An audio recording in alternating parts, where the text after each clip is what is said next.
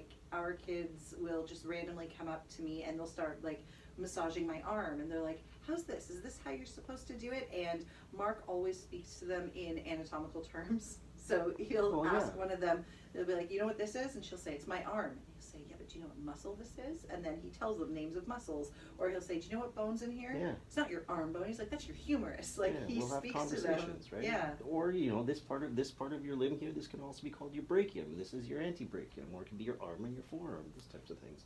And this is anterior and this is posterior. They correct me as well, by the way.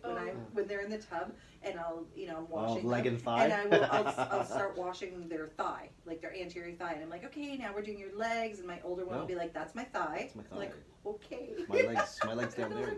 But I mean, that's something I would want for somebody too. Like, I'd love when I open my West End practice to have a therapist who's really good at all that stuff, and to get kids excited about their bodies in that way too, and maybe interested in going into a healthcare profession. Oh yeah, we have a friend that she's an RMT.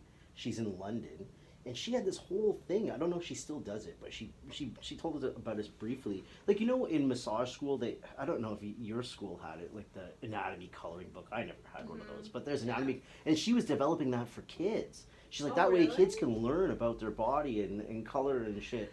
I was like, that's fucking brilliant. Did she you need to give me that. I'm pretty sure she made it into a side hustle.